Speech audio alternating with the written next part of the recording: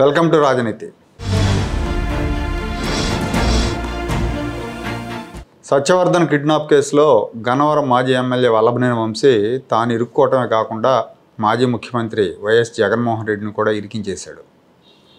యాక్చువల్గా ఈ కేసు విచారణ పోలీసులు వంశీని కస్టడీలోకి తీసుకొని విచారిస్తూ ఉన్నారు. ఈ సందర్భంగా తాడేపల్లిలో వైఎస్ జగన్మోహన్ రెడ్డిని మీరు కలిశారా అని అడిగినప్పుడు కలవలేదని చెప్పాడు.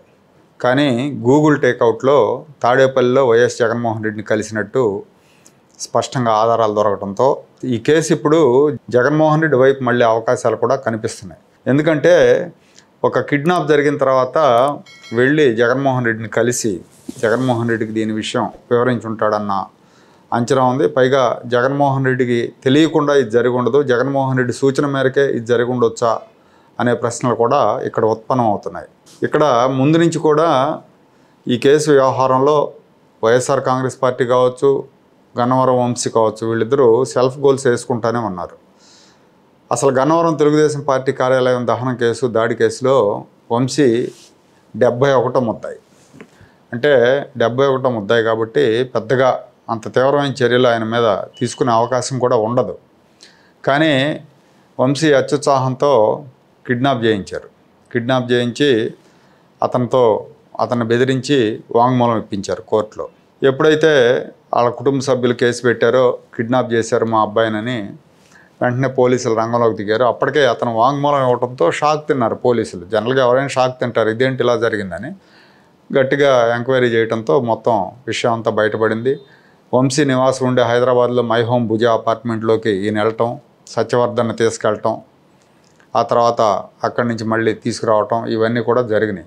యాక్చువల్గా వంశీ సత్యవర్ధన్ మీ దగ్గరికి ఎందుకు వచ్చాడంటే ఏదో పని మీద వచ్చి ఒకరోజు రెస్ట్ తీసుకుని వెళ్ళాడని చెప్తున్నారు. యాక్చువల్గా మై హోమ్ భుజాలో ఈ ఫ్లాట్ ఓనర్ అనుమతి లేకుండా సెక్యూరిటీ వాళ్ళు అలౌ చేయరు లోపలికి. ఖచ్చితంగా వంశీ అనుమతితోనే వీళ్ళు తీసుకెళ్లారు. అక్కడి నుంచి వైజాగ్ వెళ్ళారు. సరే, ఇక్కడ ఇంకో సెల్ఫ్ గోల్ ఏంటంటే వైఎస్ఆర్ కాంగ్రెస్ పార్టీ ట్విట్టర్ అకౌంట్లో వైజాగ్లో స్వేచ్ఛగా షాపింగ్ చేసుకుంటున్న సత్యవర్ధన్ అని ఒక వీడియో పెట్టారు. కానీ సత్యవర్ధన్ పక్కన A3 ముద్దాయి రామకృష్ణ, A9 ముద్దాయి రామాంజలు కూడా ఉన్నారు. ముద్దాయిలు కాదు, నిందితులు. వీళ్ళు ఆ రోజు హైదరాబాద్లో సత్యవర్ధన్ని వంశీ దగ్గరకు తీసుకెళ్తూ సీసీ ఫుటేజ్లో వీళ్ళు కూడా ఉన్నారు. అదే వీళ్ళు వైజాగ్లో కూడా ఉన్నారు. అంటే కిడ్నాపర్ల పక్కన ఉండగా స్వేచ్ఛగా షాపింగ్ చేసుకుంటున్నారని వీడియో పెట్టారు. ఇది కూడా ఒక సెల్ఫ్ గోల్ అనమాట. సో అలాగే వంశీ ఈ కేసులో ఇంటర్ఫియర్ కానుంటే ఆ దాడి కేసులో 71వ నిందితుడిగా ఉన్నారు. కాబట్టి ఆయనకు పెద్ద నష్టం జరిగేది కూడా ఏమి ఉండేది కాదు. మేబీ బెయిల్ వచ్చి ఉండేది ఈజీగానే. కానీ ఈయన ఓవర్ యాక్షన్తో ఈ పని చేయటం మూలంగా ఇప్పుడు గట్టిగా ఇరుక్కోవటమే కాకుండా ఇప్పుడు ఈ గూగుల్ టేక్అవుట్లో ఈయన జగన్మోహన్ రెడ్డిని కలిసినట్టు స్పష్టంగా తెలుస్తూ ఉంది.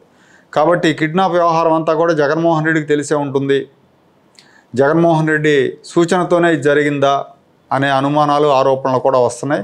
గూగుల్ టేక్అవుట్ నిర్ధారణ మూలంగా ఈ కేసులో జగన్ కూడా లాగొచ్చు, జగన్ కూడా ప్రశ్నించవచ్చు. ఒకవేళ దర్యాప్తు అధికారులు కనుక తలుచుకుంటే జగన్ కూడా ఈ కేసులో ప్రశ్నించే అవకాశం ఉంది. జగన్ మీద కూడా కేసు కట్టవచ్చు ఆధారాలు ఉంటాయి. ఇకపోతే వంశీ మీద మొత్తం కేసులు వెల్లువలాగా కంప్లైంట్లు వస్తున్నాయి.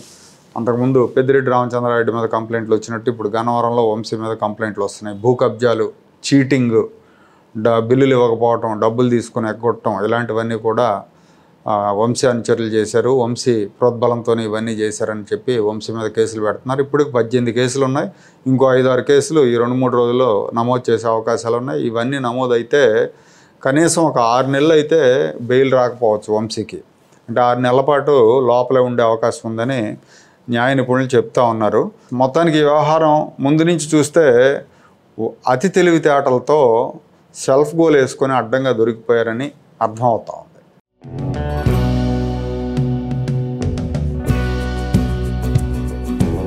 Like, share and subscribe to Rajaniti channel.